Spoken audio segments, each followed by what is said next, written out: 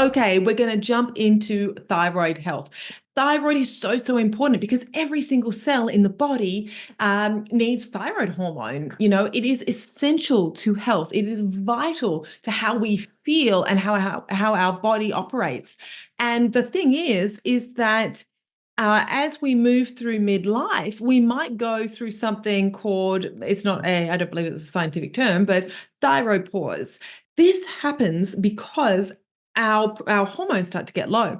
But progesterone is really important for thyroid function. And so as we move into midlife, into perimenopause and beyond, that progesterone level declines, and our other hormones too do as well. But we see this declining progesterone, and that then in turn can cause a sluggish thyroid, or be part of what causes a sluggish thyroid, just because of how important progesterone is to the thyroid. So it can become more common in midlife to suddenly get some thyroid symptoms pop up, get a diagnosis of Hashimoto's, a diagnosis of hypothyroidism, and it's not just because of progesterone, but that is important. It's an important consideration. But also keep in mind that we're aging, right? No one lives forever. And as we age, and especially in midlife and beyond, our inflammation increases. We're going through a time of inflammaging, which is only going to get worse if you don't do the things necessary to combat it. Like eat a good diet, move your body, get out and walk, lift weights, build muscle, replace hormones. Estrogen in and of itself is anti-inflammatory. So it is a stage of inflammation, and it's a stage of an aging gut. And with that comes the decreased ability to absorb nutrients. And so all these things, the hormones, the gut health, the inflammation, maybe the stress. So, midlife can be a time of a lot of stress as we have aging parents, and things can happen in midlife that can be a lot more stressful than perhaps earlier on in life.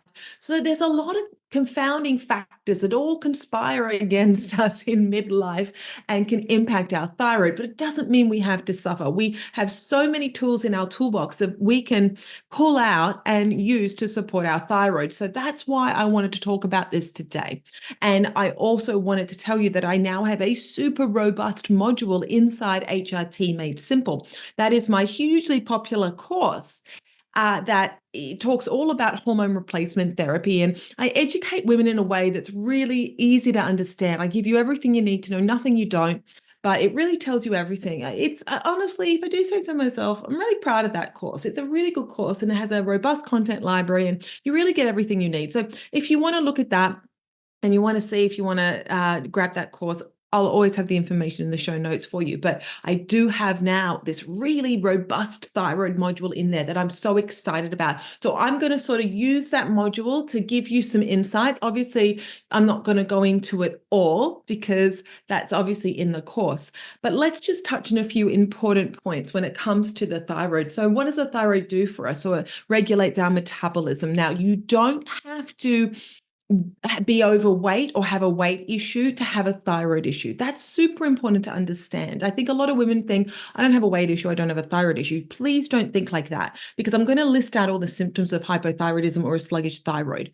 So it does regulate our metabolism, our heart function, thermoregulation, so our body heat. So start to think, do you notice some of these symptoms? If you notice 2 or 3 or more, you probably do have a sluggish thyroid, and it doesn't matter what your doctor has told you. Your doctor may have said your thyroid labs are perfect, they look fine, but there are reasons why they might be missing the bigger picture. So maybe you're cold all the time, cold extremities. Perhaps other people don't seem to be as cold as you. Brain function, right? Maybe you've got brain fog or poor memory, something going on with your brain, but you could also have depression, low mood. These are all symptoms of a sluggish thyroid. Think about reproductive health. Now, whilst I primarily speak to women who are in perimenopause, so not a lot of women are typically trying to get pregnant with the women that I work with, perhaps you have had an issue with reproduction earlier in life. Perhaps you've had infertility issues. That's just a little piece of your health puzzle. And the way I work with women is I gather all these pieces together, and it takes time. It doesn't just happen in one consultation. You have to speak to women a lot and speak to them over time, because suddenly they'll say something they've never mentioned before and you couldn't have known to ask necessarily, and you'll go, that's a really important piece of your health puzzle, and you'll put it in their health puzzle, and slowly over time we build out that health puzzle to see exactly what's going on for you. But if you have a history of infertility, that could be a little bit of a red flag that your thyroid has been a problem for some time. Thyroid hormone supports muscle strength and repair and protein synthesis. So think about, ability to build muscle.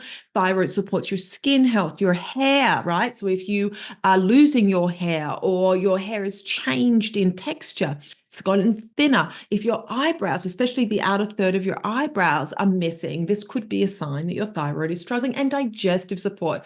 So if you are bloating, if you have sluggish digestion, a slow transit time, when we work with women, we always test their transit time multiple times. You could be going to the bathroom every day and still have a slow transit time. But let's say you've got a slow transit time, or you're constipated, or you're bloated. This could be because your thyroid has slowed everything down. So, and this is really what we're going to focus on, is hypothyroid, a sluggish thyroid, not so much Graves or a hyperthyroid. It's just not as common by a long shot. But when you have this hypothyroid state, it's slowing everything down. So all of a sudden your metabolism slows, you put on weight. Your hair growth slows, or slows to the point where it starts to fall out. Your digestion slows, so you have bloating, you've got constipation. Your mood slows, you feel sluggish, you feel tired, you have fatigue, you have low mood, depression. Think about that thyroid slowing down, just putting the brakes on everything, and you're feeling the brakes being put on as a consequence. Okay, so we're not going to get into the hypothalamic pituitary thyroid axis. It's interesting, and because it really helps you to understand how these glands work together. The hypothalamus signals the pituitary, which signals the thyroid. When I say signals, we're talking about signaling the thyroid hormone. So it's all about the brain and what the brain is perceiving, what's going on for the brain to tell the thyroid, speed up thyroid hormone production, pump out more, or put the brakes on. It's this negative feedback loop. The hypothalamic pituitary thyroid axis is that negative feedback loop that tells the body how much thyroid hormone to put out or to not put out. And it's when this is disrupted that we get these thyroid disorders. There are lots of different kinds of thyroid disorders. So we've got the Graves, right? Hypothyroidism, which we're not going to really touch on, the primary hypothyroidism. And so this is when your thyroid gland isn't producing enough thyroid hormone. And then you've got subclinical hypothyroidism. This is often missed. And that's because TSH can be elevated, but T3 and T4 can be within the normal range. And listen, that TSH range, so when it comes to blood work, we've got TSH, free T3, free T4, reverse T3, and thyroid antibodies. I'm not going to go deep into it all on this episode. I do go into it in the course, but oftentimes your doctor is only going to measure your TSH. Maybe if you're lucky, you're going to get T4. Useless, completely useless. You do not know what your thyroid's doing without looking at your T3 and arguably your antibodies, because you can have normal looking TSH and T4, but you can have really wonky T3, or you can have sky high antibodies. And even reverse T3 could be high, and that's an inactive hormone. Again, we get into it in the course because there's a lot to consider, but T4 is inactive. It doesn't have an effect at the cellular level. So if you have symptoms, it's your T3 that's contributing. T3 is active, T4 is inactive. So you've got to measure both. If you just have T4, you have no idea how much T3 you've got in your body, and T3 is what's active. T3 is what either causes symptoms because you haven't got enough, or reduces symptoms because you do have enough. So you must get that T3. And if your doc's only testing TSH or TSH and T4, then your doctor doesn't understand thyroid, doesn't understand thyroid hormones, and you are missing a big piece of the puzzle. And I want to read out the symptoms, because if you have any of these symptoms, then let's say you've got, 2 of these symptoms or more, you probably do have a thyroid problem. It really depends on what the symptoms are. But if you have these symptoms, and your doctor says your thyroid is fine, it might be time to find either grab my course so you can learn more and advocate for yourself, or find a better doctor, someone who understands thyroid hormone. So here are the symptoms. Fatigue, big one, constant tiredness or fatigue. Weight gain or difficulty losing weight, not always, remember, doesn't always happen. Cold intolerance, so feeling cold when others are not, or cold extremities. Dry skin and brittle nails, hair thinning or hair loss or the eyebrow loss, constipation, hoarseness or deepening of the voice, muscle weakness and aches, achy joints, right? Depression or a low mood or some mood swings, but really is that depression, low mood, slow heart rate, memory problems or brain fog, menstrual irregularities, irregular periods or heavy periods. Heavy periods can be a symptom of hypothyroidism. They can also be a symptom of low progesterone, high cholesterol levels. Lots of caveats to that one, but I have done an episode on cholesterol. So we will link to that in the show notes, because if you think you've got high cholesterol because your doctor has told you that, they're probably missing a lot. And you may not have high cholesterol. I see this all the time. My doctor told me I have high cholesterol, and I look at the labs and they don't have high cholesterol. Anyway, I'm not going to go off on a tangent, but I do like that topic, and I have done a podcast episode on it, so I'll link to it. Joint pain or stiffness, right, goes along with the aches and the pains, and a puffy face or swelling in the hands, feet, or eyelids. And also the bloating, and that goes on board with that constipation. So if you have those symptoms, but your doctor's telling you you're fine, there's no thyroid issue, I'm thinking of somebody who is one of my friends who has memory issues.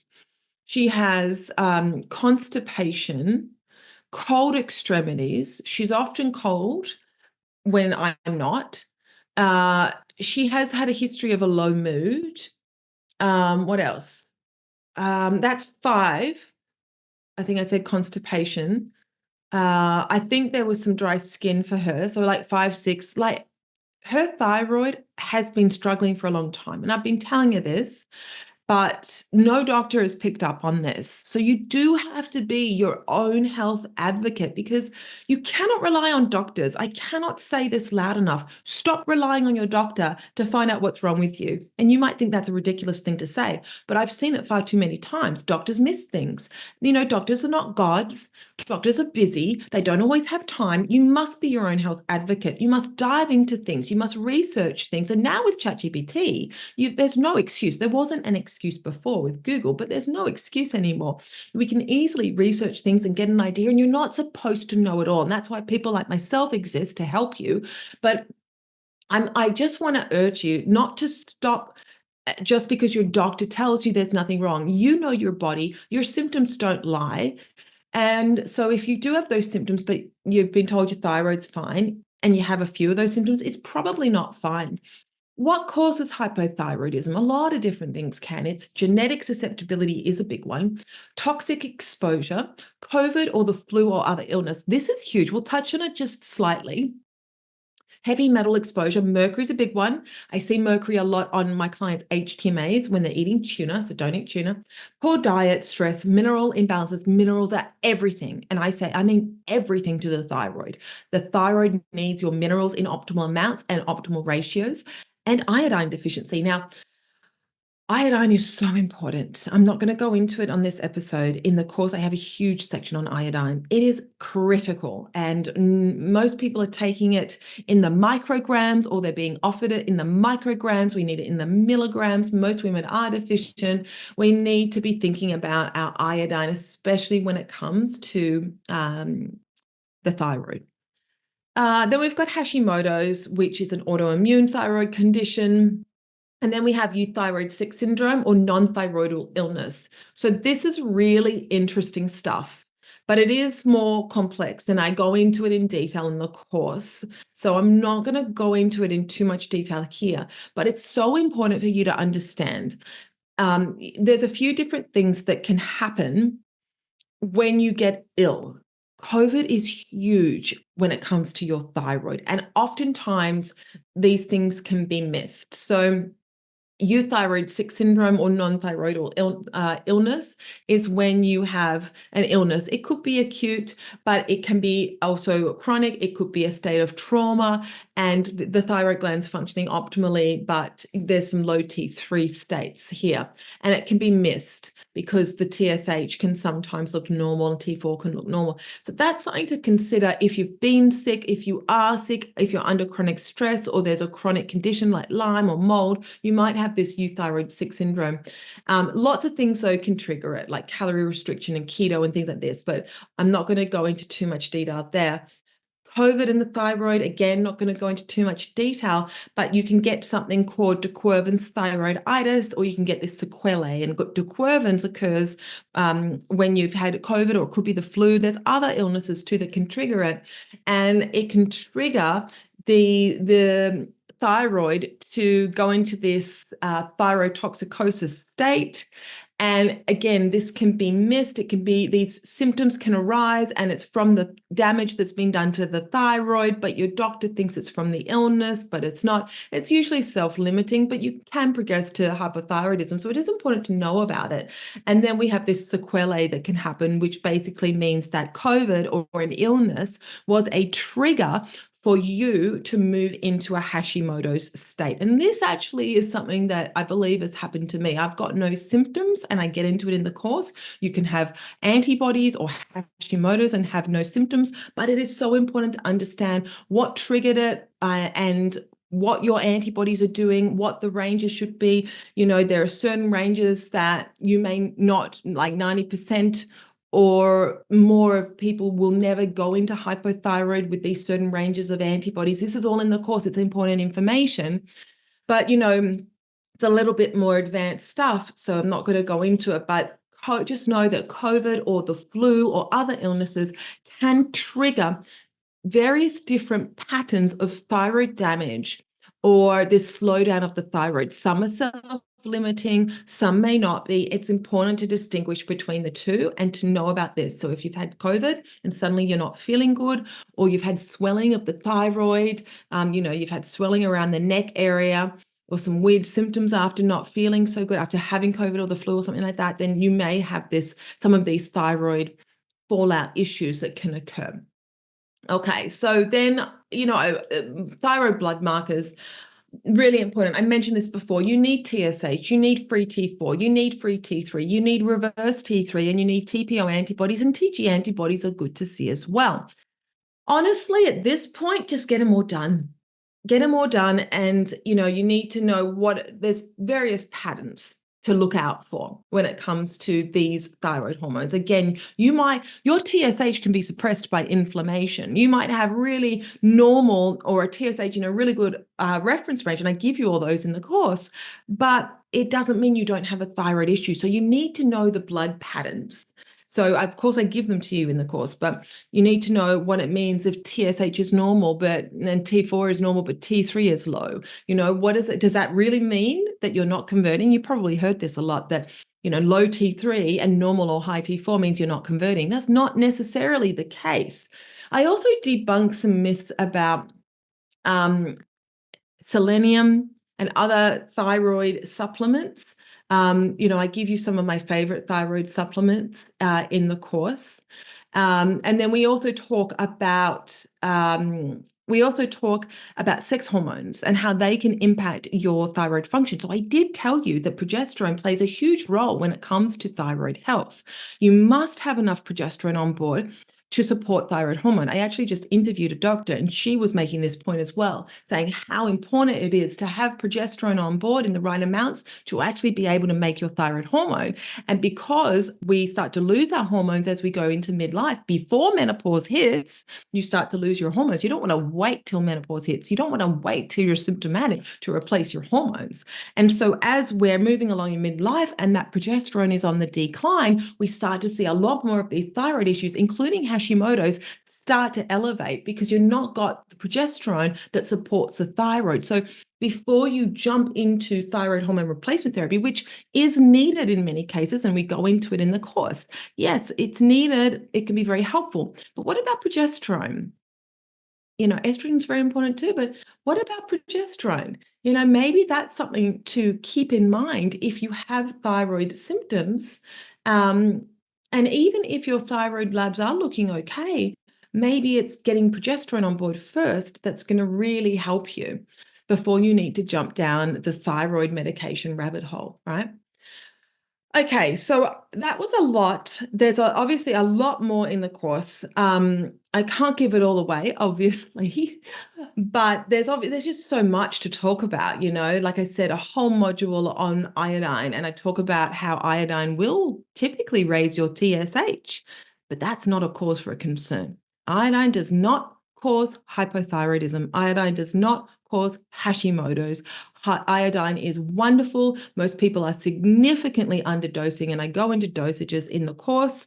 But it can elevate TSH, and I tell you why, and I tell you why that's not a problem and to be expected.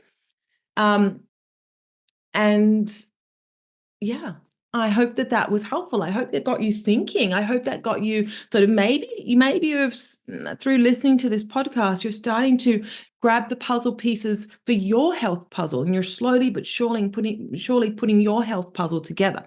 But of course, as always, if you need more information, which listen, you can only give out so much information in these free podcasts or online on Instagram. And so if you do need help, you know where to find me by now. Hopefully, you go to the show notes, all the information's in there, or head to Instagram. I'm at Tara Thorne Health. And come on over, say hi, DM me. We can have a chat. I'm the one who will get back to you, not a team member.